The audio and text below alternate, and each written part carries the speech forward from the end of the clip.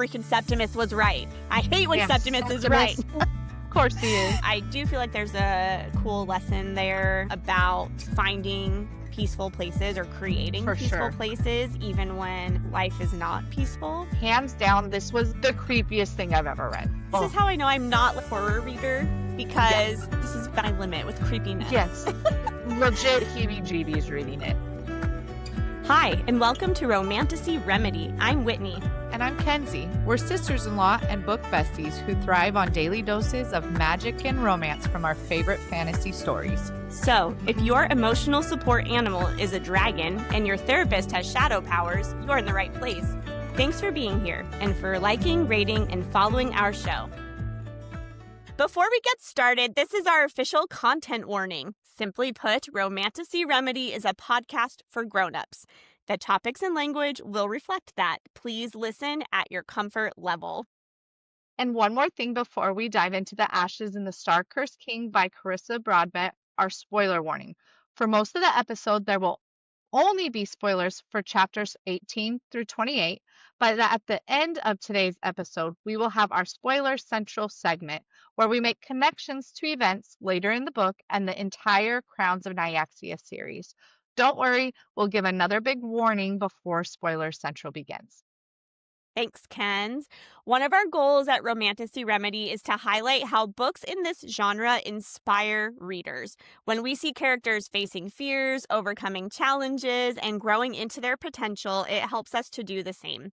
So each week, we'll choose a quote from the chapters we read to be an affirmation, a phrase to empower and motivate us. This week's affirmation says, "You are not broken."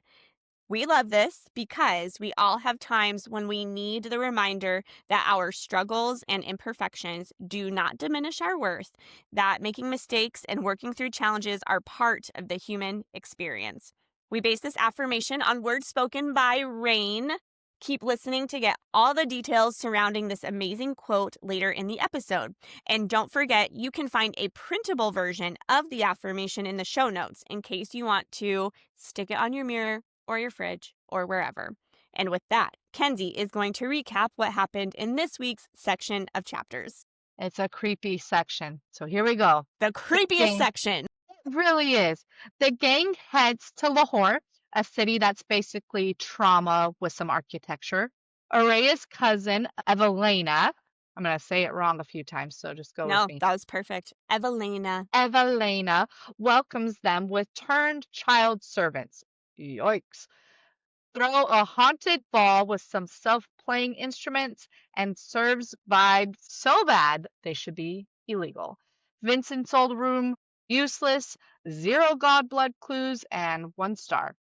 That night, Raihn and Oraya go doom sightseeing, and Raihn decides the best way to test a theory about Oraya having wings is to push her off a building? Romance? Murder attempt? I don't know. Surprise! She does sprout wings and fly.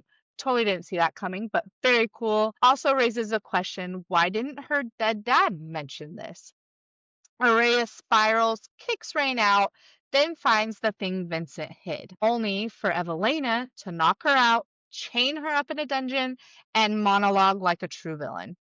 Oraya kills her anyway, as one does. Nearly gets taken out by a creepy child servant, but Raihn swoops in just in time. He hauls her to a safe house where wing killing gets a little intimate. Yay. Ooh. And trauma kills the mood. Rude. And Raihn has to leave to handle chaos in Sivernage.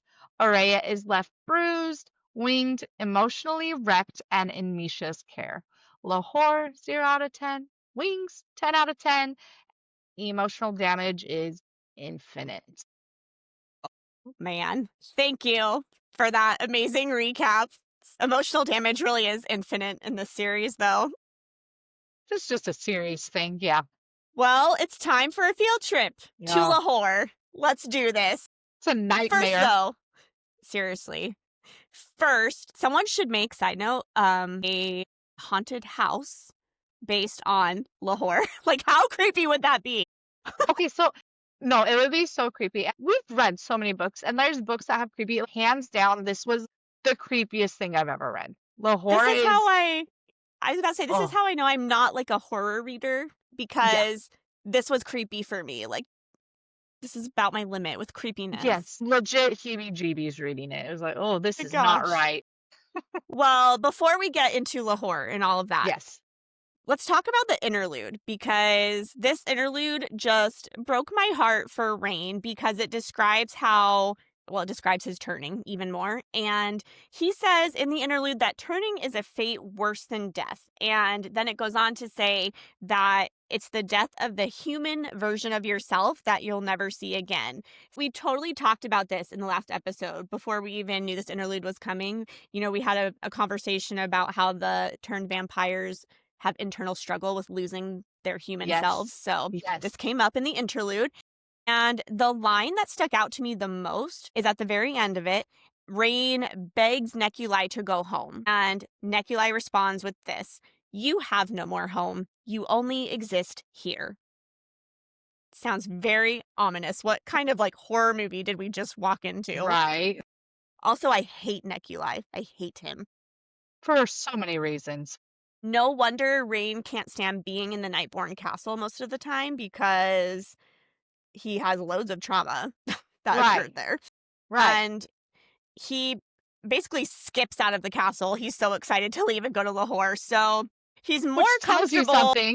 Yes, I was just about to say he's more comfortable visiting a pile of ruins in the middle of the desert than he is being in the Nightborn castle. So if you're wondering what level of trauma Rain experienced, there it is. He actually states at the beginning of the chapter, like after the interlude when they're going to Lahore, he states that these 2 weeks away are better than any birthday. And I was like, dude, someone, you Like, I need to know it have was better. bad, but was it that bad? He needs better birthdays, which leads me to a great novella idea. Another Okay. one. I've asked Uh-huh. Carissa for so many at this point, but Oraya and Misha team up to throw Rain an epic birthday party that is better than both being in Lahore and the Nightborn Castle. So something that is actually fun. And it needs to have vibes that are on level with pause because slight spoiler warning for the Akatar series if you haven't read books 1 through 4. But it needs to have vibes like Feyre and Cassian drunk decorating the townhouse Oh my in gosh, I forgot about that. Yes. for winter solstice. That's one of my favorite things in all of Okay. Akatar is that part. So You could if do we could get like Asar and Misha making cupcakes or no, maybe like Asar and Lilith, like two very making unlikely people. Um yeah, be could great. you Be great. picture either of them making cupcakes? You could do your fan fiction like couple little chapters of them throwing Just him a all of birthday these. party. Yes. Yes, so fun. I would go Oh to my that party. gosh. I want to go to that party. But I Me really too. don't want to go to Lahore. But here we are. And so Lahore is one of the most remote cities in the House of Night, right? And it takes the crew 2 weeks to travel there, which is saying something for these vampires and they're flying and stuff. 2 weeks. So Rain flies Oraya because at this point she doesn't know she has wings.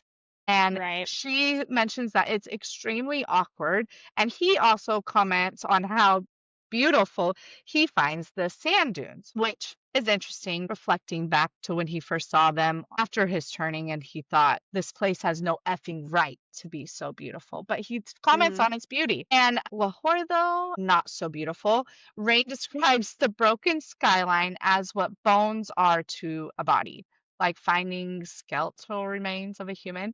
And that's apparently what it's like seeing Lahore, which is disturbing to say the yeah, least. there's a descriptive picture for you. Yeah, in the Gross. worst way possible. So you've got that, which is gross of itself. And then the creepiness factor jumps up a notch when the gates are opened by a boy described as no older than 16. And he's wearing like a vacant, like just deadpan, right, expression and a very out of date coat. Basically, like a child ghost, kind of, right? Cool. Cool, cool, And cool. oh, this is great. Thing of nightmares. Got it. Okay. And this is Lahore's welcoming party. And he takes them to the castle, to the throne room, where they meet up with Araya's cousin, the queen of all creepsters in Lahore, which there aren't many, but she is the queen of them all, Evelina. And What she, you just said that, it reminded me that at this part, when they like walk up to the gates the first time and they're taking in the creepiness of it all, Yeah. Septimus says something like, "How quaint." He's so funny in the most inappropriate times, but it's I great. know. Septimus watch, everyone. Keep your eyes peeled. Yes, for sure. And another world building note I thought of as you were talking is yes, Rain flies and carries Araya, obviously. It mentioned how the Bloodborne rode on horses to Lahore because remember, they do not That's have right. wings because That's they are, right. the House of Night has wings, the House of Shadow has like mind magic and stuff, and Right. then House of Blood just has a curse as far as I know, so they rode horses. But They're just, it's good to the know. ugly Anyway, stepchild of it all.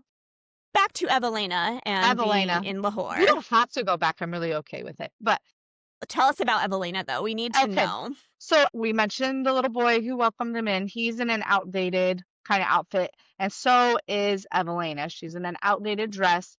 When she greets Araya, she actually scratched her shoulder and drew blood, which Rain does not appreciate and Nope. kind of Wouldn't reel think it that in. he would appreciate that. Oh, it's an odd way to greet somebody, right? So he Very. refrains from reacting though, so we gotta give him that. Ever the actor, and Evelina Mm-hmm. declares that she has a ball prepared for them in the grandest Lahore has ever seen, and that sounds like quite the freak show. So get ready. Yeah. Freak show indeed. Especially when we learn that the guests to this ball are just a bunch of the ghost children, like the one at the gate. I'm sorry, but they are oh so creepy, Well, so and you sad. have to really picture this so you can appreciate the creepiness. There are all of these creepy children, and it says in the book that they operate in unison to what Evelina says. So, like when she Yes. says, "Oh, come sit," they all in unison pull their chairs out and sit down. And Rain actually comments about this and says that it is the most unnerving thing he has ever seen.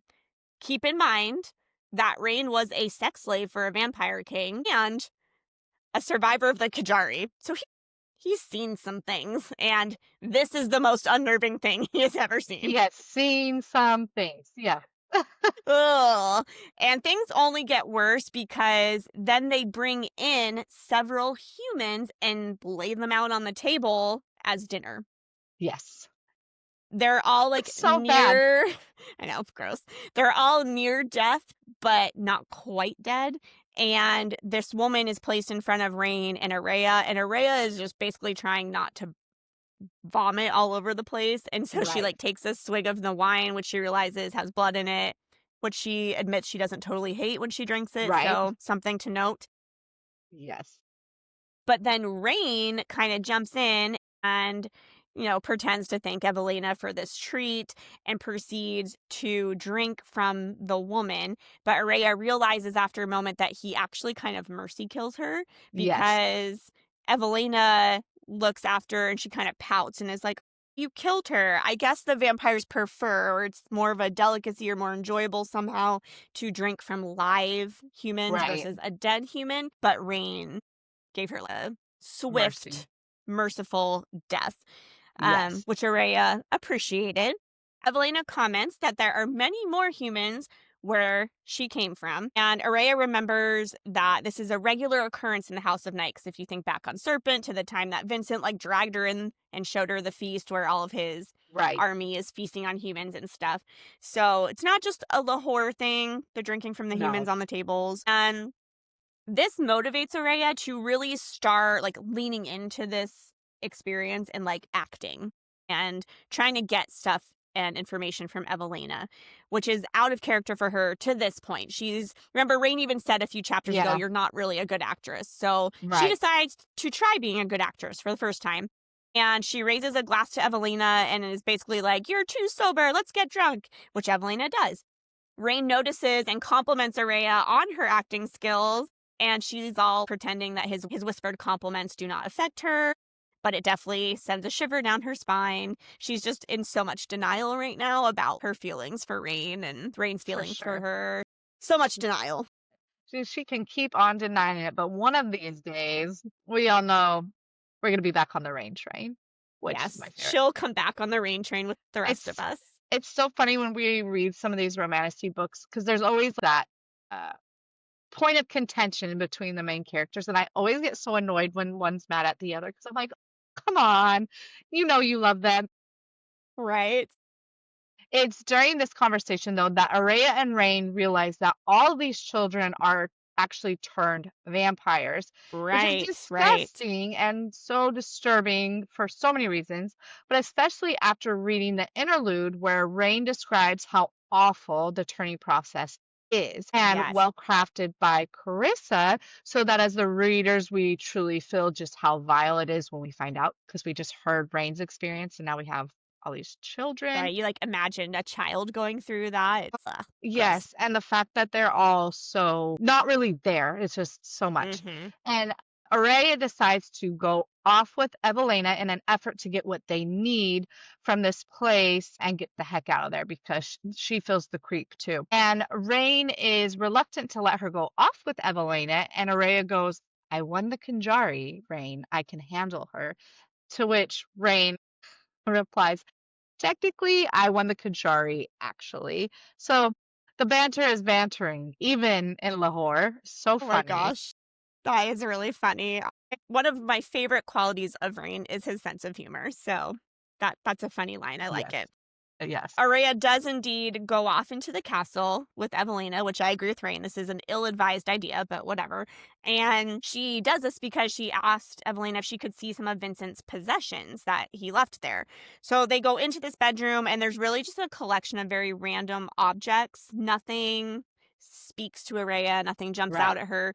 I did notice something a little weird, and this is very nitpicky and probably stupid, but I'm going to ask you because you love me and you won't judge me. It says that there were a pair of wire rimmed glasses. Now, are we talking like spectacles, like eyeglasses?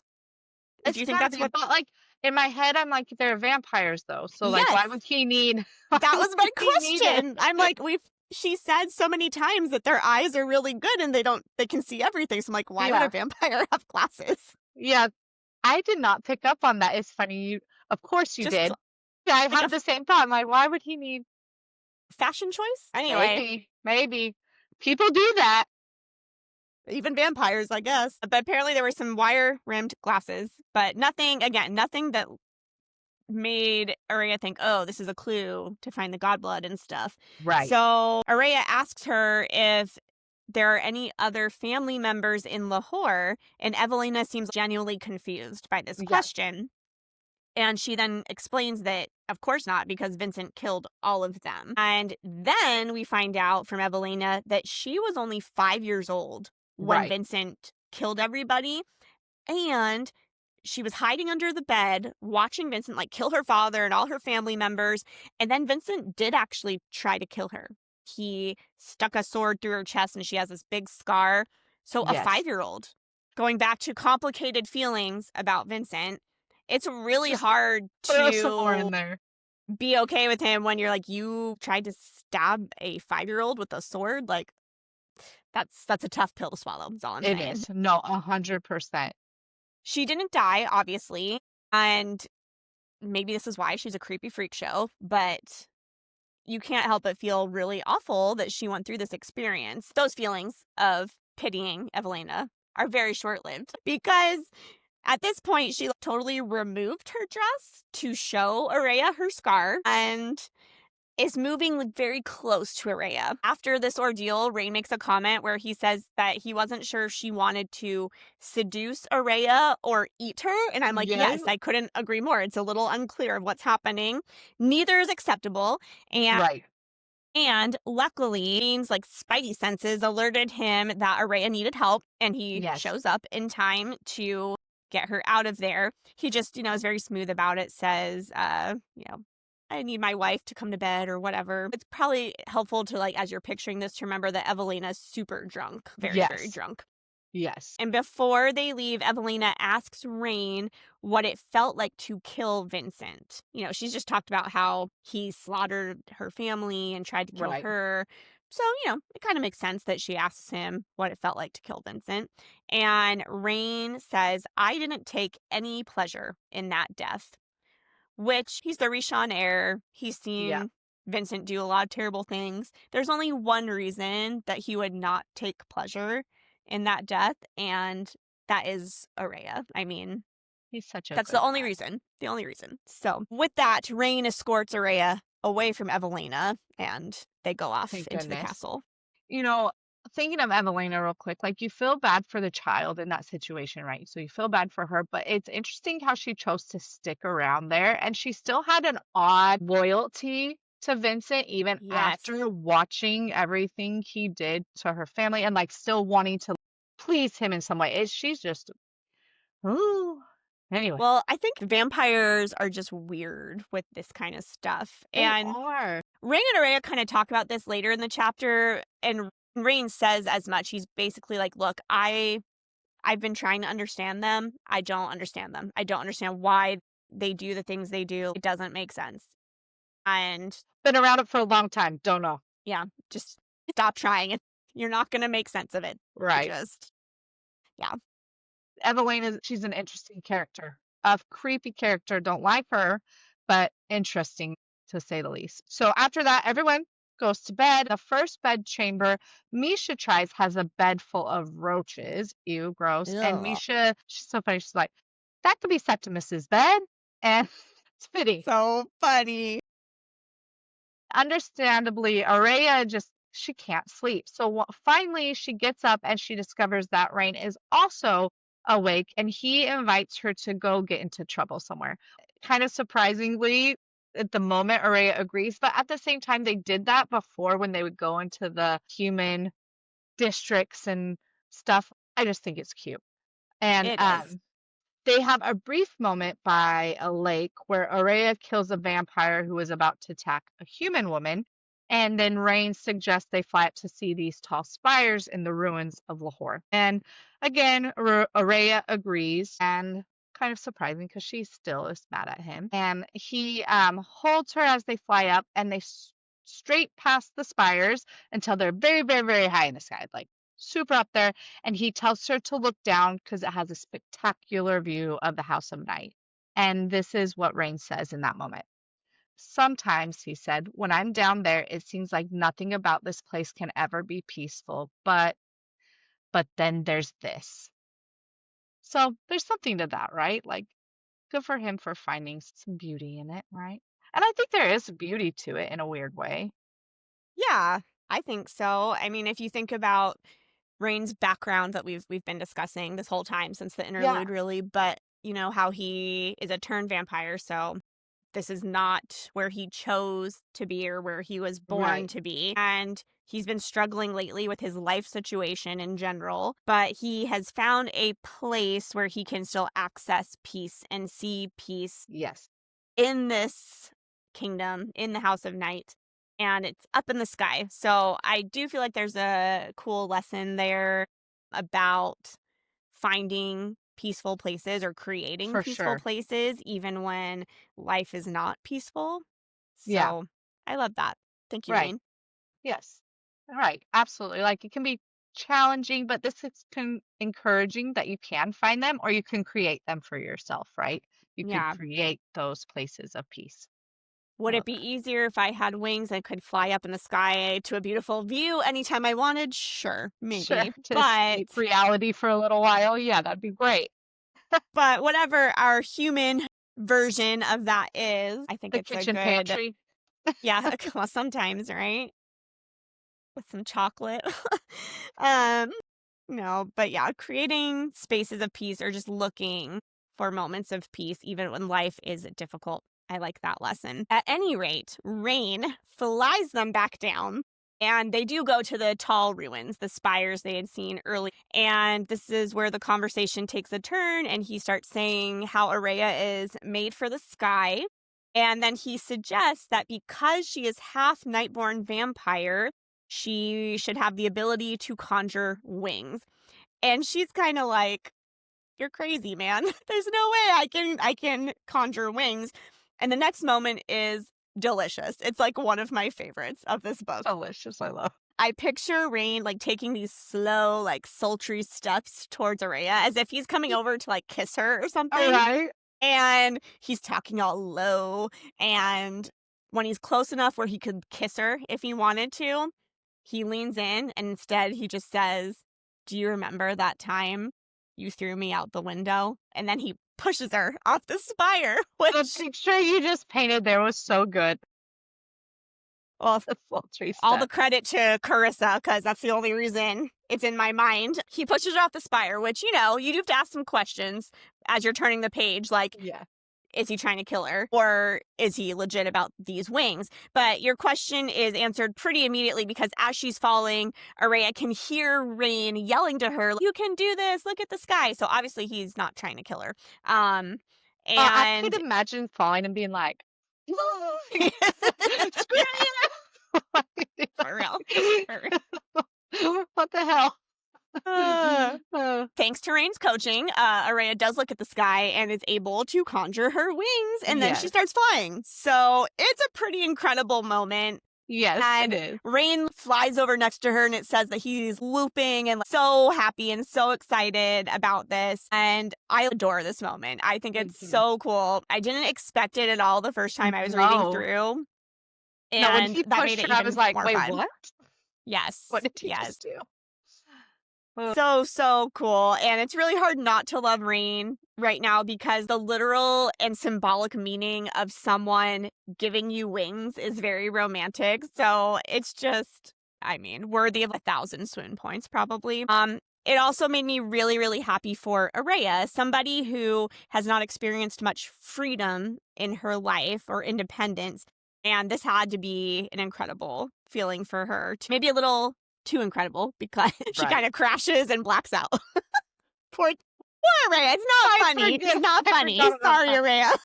No, incredible for her too, because I think was it in the first book that she talked about how comfortable she felt in the sky?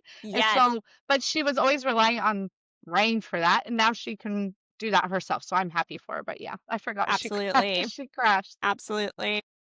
So she has this dream about Vincent while unconscious. And when she comes to, she asks Rain how he knew she had wings. He always seems to just know things about her. I love it.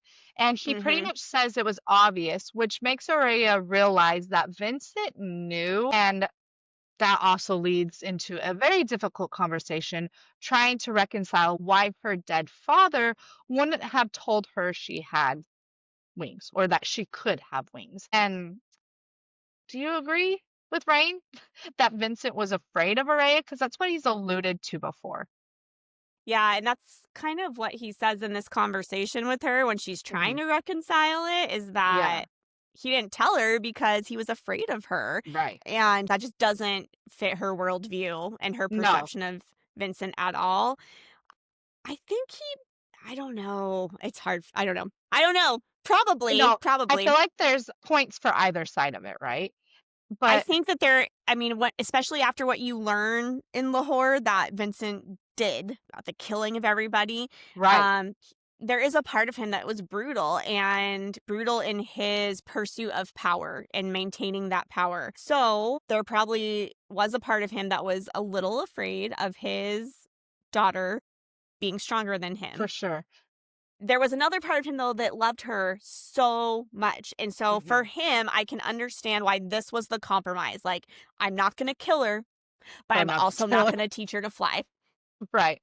No, and it's interesting you bring that up. It's like Araya does wonder why Vincent wouldn't just kill her like he had killed everyone else in Lahore. And instead, she actually brings up how she feels like he broke her. And Rain replies, "You are not broken." And that's our affirmation. And I love it. It's such an important one because it's all too easy to believe that our shortcomings do make us broken, but struggling and messing up are just part of the human experience. We are supposed to have those difficulties so that we can overcome them. It's okay to be imperfect. It's okay to be a work in progress. And it's just to be content with who you are and where you're at. And I like that Rain's the one that points that out to her too. Sometimes we need Me that too. person to be let us know. You have Yeah, anything you me wanna too. Yeah. No, I love what you just said about that affirmation. I think that it's okay to like want to better yourself, but also to be content with where you're at. Like it's those two things can be existing at the same time because it is Yes. healthy to always want to improve and better yourself, but not at the expense of like shaming yourself into it. Right. I heard It someone doesn't say mean that where you're at is actually, bad. Right. yeah, yeah. There was somebody I was listening to once who talked about how you actually can be more successful in affecting change in your life when it's coming from a place of love and like loving yourself versus hating how you look, hating things about you. It's not as effective to come from that place. So I think that that's an interesting thing to think about. Like when you are It trying to make is. changes in your life, is it because you love yourself and want to be better, or is it because you're hating or picking yourself apart, demeaning yourself? Something to think about. Kinda like, I don't know if you ever went to, like, those leadership things when you were, like, a kid growing up, and they're like, "Think negative thoughts," and you can push their arms down, but if you, like, Mm, have positive thoughts, how you're, like it can affect your actual, like, physical being. So I like that. I yes, think that's a good yes. thank you for saying that. I like that. No, no, I'm glad that it resonated with you because it's definitely something I try to remind myself of. And Yeah. I know that I am definitely guilty of when there's an imperfection or mistake of thinking, oh, well, I'm broken. Like, I suck. Instead of recognizing it for what it is, like this is part of the human experience. You would be more broken if you never made mistakes and if you never had imperfections. Like that would be a stronger indication that something is not quite right than Right. actually experiencing shortcomings and having imperfections because that's part of being a Right. human. It So is. And being able I to appreciate. recognize those.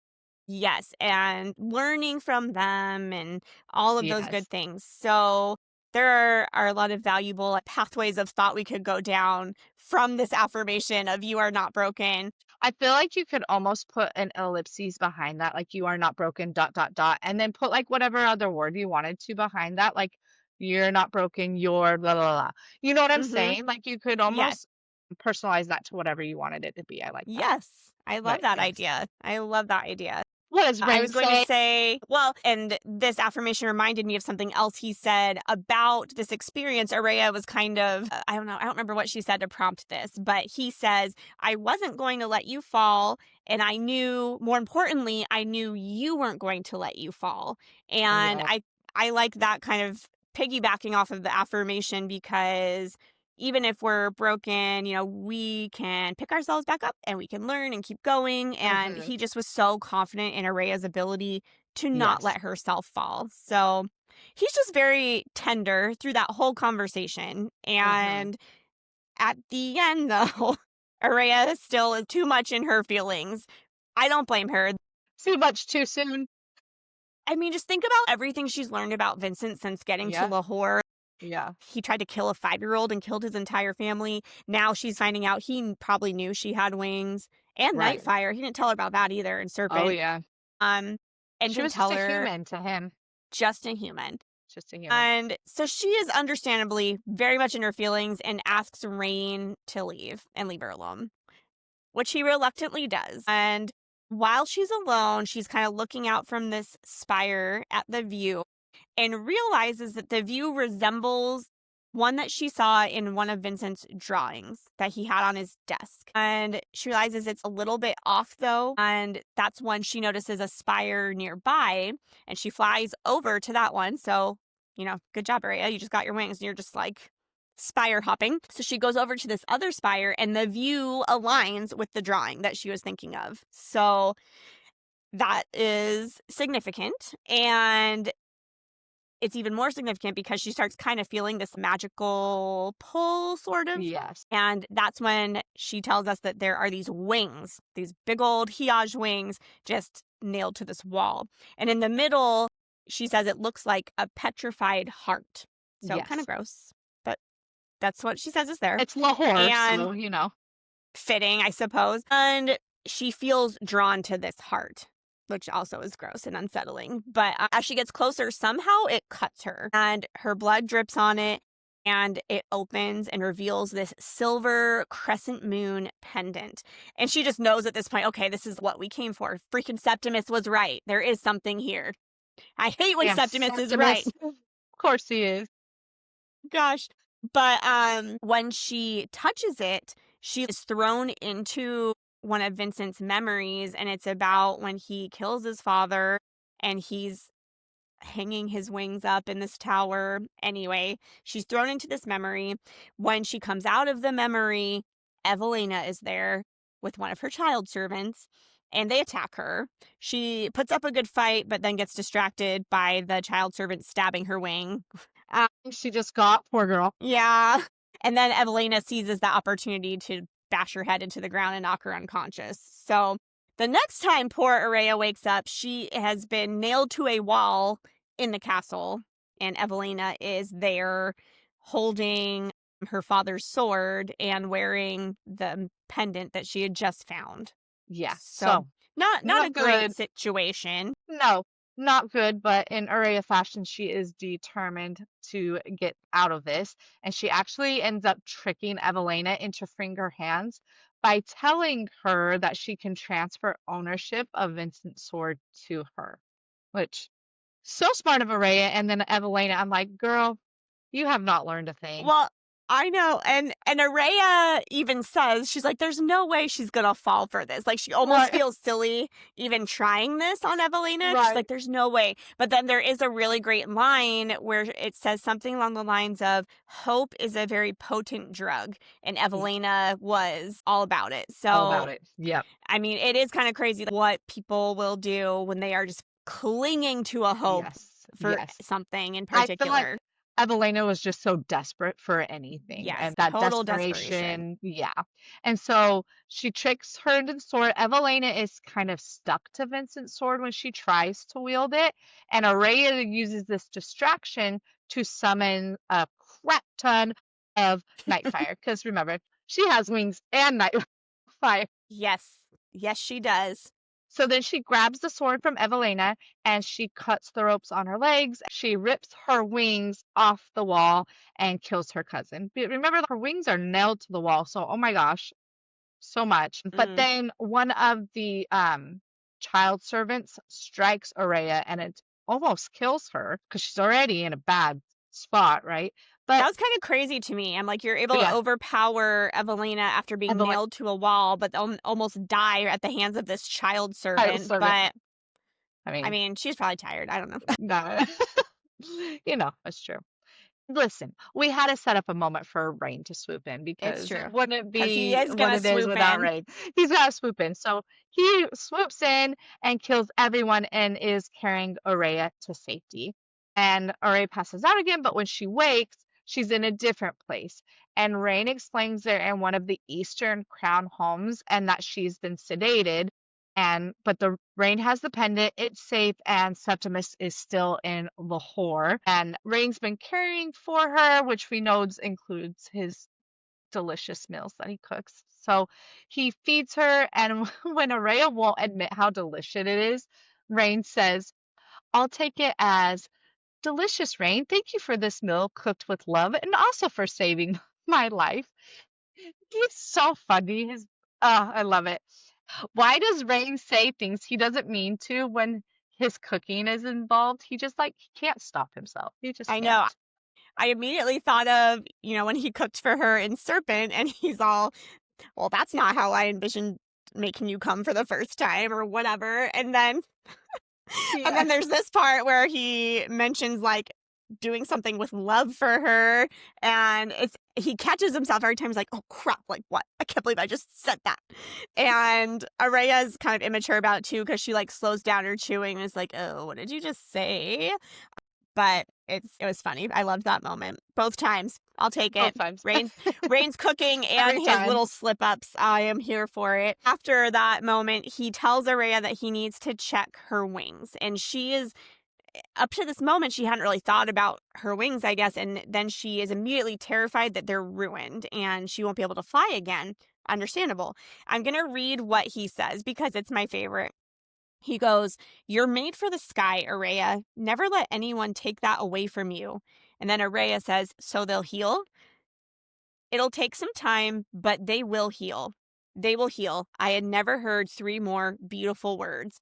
I also thought about making that phrase an affirmation. They will heal or you will heal because I thought that was a good moment Oh, yeah, too, for something sure. to remember. But this moment again had me swooning because it's so good. Then Rain says that he needs to put medicine on Araya's wings, which turns into quite the back massage, let me tell you. Apparently, another Akatar reference incoming. Yes, I was just gonna Apparently, say. vampire wings are sensitive in the same way that Illyrian wings are sensitive. Rhysand has some things to say about that. Consult your copy of A Court of Mist and Fury if needed. Or A Court of Silver Flames, probably. Either one. I'm sure you could Either or. find moments where Illyrian wings are being highly sensitive. What But boy you wanna read about. yeah, whatever your flavor is, Rhysand or Cassian, I guess. But it turns into quite the back massage. If you know, you know. Yes. And Araya gets all kinds of turned on before their conversation takes a turn for the worse. Yes. She accidentally reveals to Rain that when he allowed her to kill him during the Kajari, that it really traumatized her. She mentions that she has nightmares about it every Mhm. night. And I guess Rain hadn't connected those dots before. Right. Well, because to him, it's like he never really died because he's still here. So he Well, doesn't understand, and like. he saw that as this selfless act where I let you Right. win the Kajari, let you kill me. Right. And so he's really shaken up, right? That she just revealed that this is haunting her. And also, one important detail about this, she mentions for a second that is the second time in her life she had to kill someone who, and I'm guessing she was alluding to the first like vampire she had a relationship with Yes. that Vincent made her kill. And I think that that is when Rain really Yeah. realizes how Yeah. badly it affected her. For They can't sure. really go into it though because Misha shows up at the door and Oh, she has a yeesh. letter from Vale saying that there are problems in Cybernage. So Rain leaves the room with Misha, tells Misha that he's going to go back to Cybernage to take care of this. Misha doesn't love that idea but agrees to stay and kind of be with Araya while Right. she's continuing to heal. But while Rain is flying away, he kind of turns back and looks over his shoulder and sees that Araya is at the window and she gives a little wave as he's flying off. So that's progress. That's progress for No, it's Araya. definitely progress. And that's where we're going to end our exploration of the Ashes and the Star-Cursed King for today. Always a Whew, cliffhanger. we made it through Lahore. Thank goodness. And I'm glad it was that short because I don't think I could have handled much more of No, Lahore. no, that would make anybody crazy. No, it Poor really would, Evelina. though. I like what you said about horror because it's like that. So it really is a horror scene, that whole Yeah, part of the book. But creepy. anyways, so one of the best parts of reading is learning things that help us with this messy adventure we call life. Each episode, we're going to share a true story that connects to lessons that we learned in the chapters we read. And today, I want to share a little story I have. When my husband and I moved to Texas, I worked at a full-time car dealership, steady paycheck. It was like the safe choice. I had gotten my cosmetology degree, but I was still working on getting clients, and this was a steadier paycheck. It was reliable. Is that a good way to put it? But Absolutely. every evening and on the weekends, I was doing lash extensions wherever I could fit them in. And slowly, I started building a really good clientele, one appointment at a time. And I believed in it and I had a lot of fun doing it, but I just didn't believe in it enough to let go of my safety net job. And I kept telling myself, like, one more month, one more client. Quitting was terrifying and I just wasn't going to do it. And became so exhausted because I was working 40 hours a week, but then I was working every single night till super late. And I was working every Saturday and part of Sundays, just trying to build up my clientele. And that's when my husband stepped in and he saw what I couldn't see, right? And he believed in me more than I did in myself at that moment. And with some confidence and faith, he pushed me out the window and made me quit my full-time job because it was time to jump and I was scared and it took a lot of convincing, but I trusted him. And sometimes that's all it takes. Sometimes it's just someone who sees your potential clearly enough to help you take the risk. And looking back, I'm like, why did I wait so long? Like, I could have been my own boss so much sooner. I could have been my own boss so much sooner. And looking back, I realized that not every leap is taken alone. Sometimes you just need a push. And I'm so thankful for my husband pushing me out the window. I'm glad it wasn't actually a window though. And that is my story. And sometimes Story. I It's think it's so fun to be good. the person that gets pushed, but I think it's important to see your role sometimes in being someone's pusher too. Sometimes you're Rhea and sometimes you're Rain. So it That's just right. depends on your role, I guess. But Right. that's awesome. I remember you when you were doing lashes a lot. I mean, I Yes. think you did my lashes a couple of times.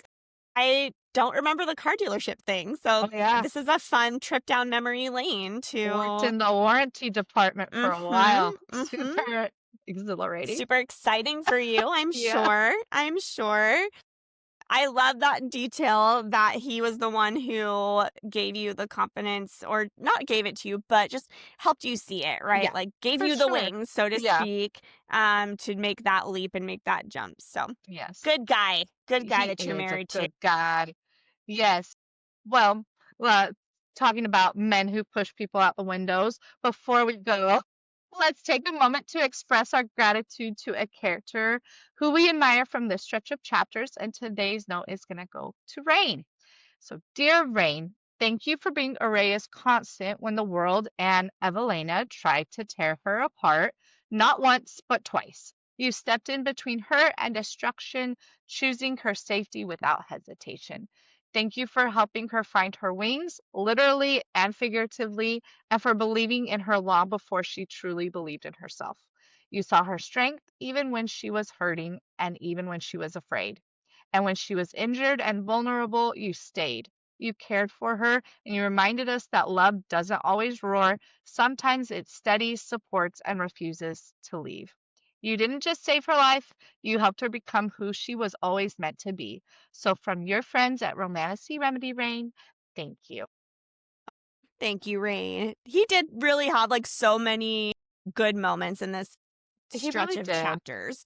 There, I when you were reading that, it made me think of this part when she wakes up after wings were nailed to the castle wall, Yes. and Araya asks him why he came to rescue her. This is also right after the slip up where he's like, "Oh, I cooked your food with love." Yeah. And she's like, "Why did you come rescue me?" Especially if you thought that there was a moment where Rain suspected maybe she had fled, like Right. escaped essentially. And Aria alludes to that. She's like, "Well, especially if you thought I was leaving and like training you."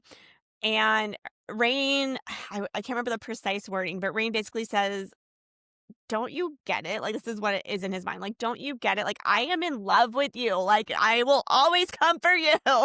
Right. But I think what he ends up saying is something like, "Never mind. Like, I can't explain Yes. this to you right now." Yes. Yes. And then And flies and away. yeah, like he just is so clearly in love with her and willing to sacrifice anything, do anything, be Mhm. anyone that she needs him to be. I mean, he is just in it. Appreciate that he's waiting for her to like get there too, right? He's not pushy with Mhm. her. He's got patience with her Right. for her to come to the realization she loves him too, which I think she knows. I think she's just in a rough place. She's in a rough Yeah. place. The whole Vincent thing is very complicated Yes. for so many reasons. Yes.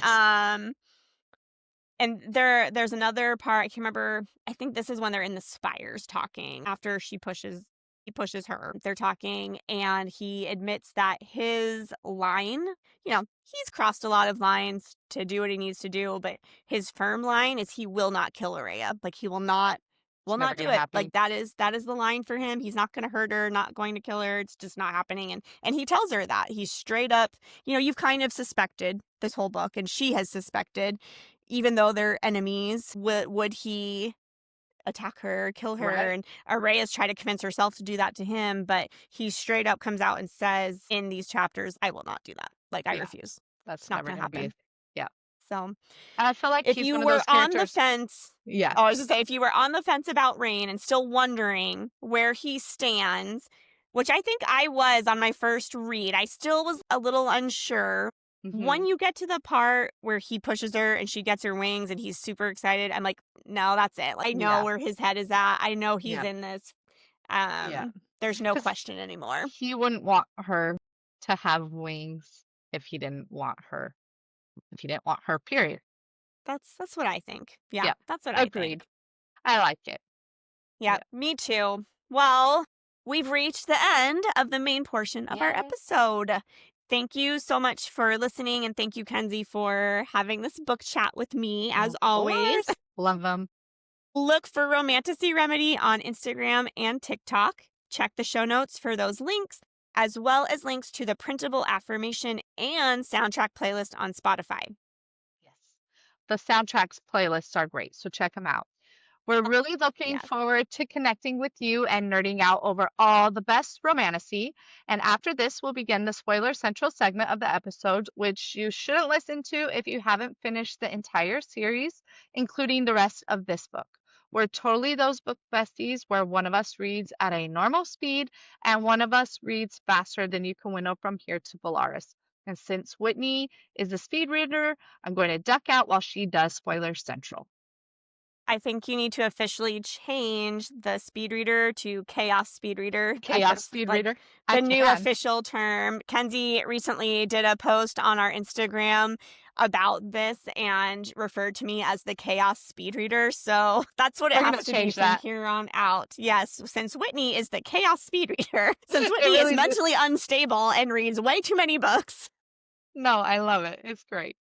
Oh Because then you can give gosh. me all the recommendations and I don't have to do the work. So it's It great. brings me like genuine joy to do that. So Good. I'm Good. here for it. All right, on to Spoiler Central. All right, you've been warned. Here come the spoilers. I only have a couple things that jumped out at me this week as far as connections we can make to other things in the Crowns of Nyaxia series. So the first one is really cool, though. Oraya mentions, while they're in Lahore, that one of Evelena's turned child slaves speaks Galayan, which is the setting for slaying the vampire conqueror. And kind of love that shout out to Adrius and Selena. Also makes you wonder, along with Rain and Araya, how Evelina got those children from Galea there. So something fun to think about. How is that all connected? Secondly, Evelina says that Lahore used to protect kings from enemies. And I thought that was a really interesting line. And it made me wonder if maybe in the future it could become that again. Maybe it won't be. Maybe it'll be like, in The Lion King when they go visit the elephant graveyard. Maybe Lahore is just going to be the elephant graveyard of Obitrace. But that line stood out to me, that it used to protect kings from their enemies. So who knows? Maybe someday Lahore will be a place of protection again. Lastly, after the creepy ball with Evelina, they spend some time bringing random objects to Araya to see if she has any kind of magical pull or reaction to them, since they're on this quest to find something Vincent left in Lahore. And Araya comments that Septimus's companions are excellent at slipping through hallways unnoticed. With our Bloodborne duet coming out later this year, I thought this was a really interesting comment. I have some questions about it. Why are they so good at it? Why are they so stealthy? And how does that benefit them? How will it benefit Septimus in his quest in The Lion in the Deathless Dark? Like we've said, we're kind of on Septimus watch and almost on Bloodborne watch in general, just paying attention to the little details and descriptions about the Bloodborne vampires and trying to have some ideas of how that will come into play when the Bloodborne duet is available for us to read and enjoy. And those are the three things that stood out to me for Spoiler Central today. If you guys noticed anything else, please let me know, because I definitely am capable of missing things. So I would love to hear if you noticed other connections in the Crowns of Nyaxia series from this section of The Ashes and the Star-Cursed King. Otherwise, I'm just going to say thank you for listening to Romantasy Remedy, and please join us again for our next episode as we continue reading this book. And until then, have a good one.